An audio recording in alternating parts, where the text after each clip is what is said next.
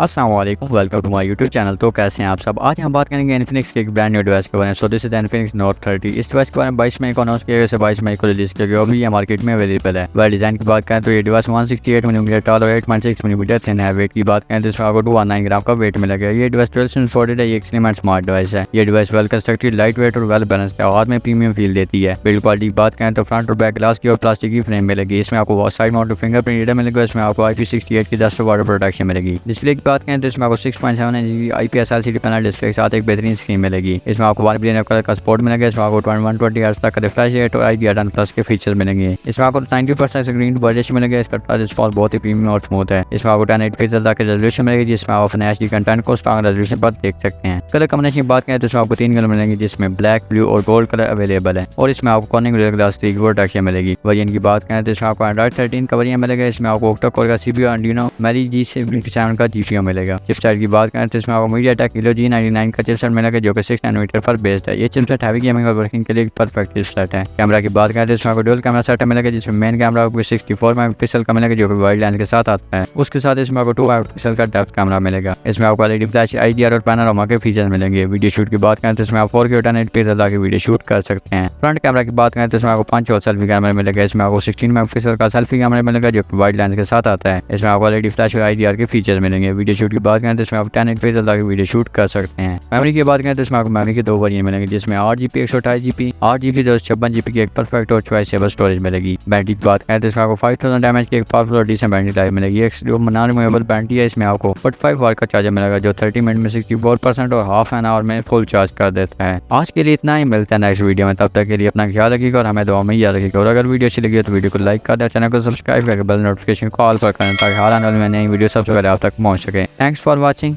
अल्लाह नेगेबा।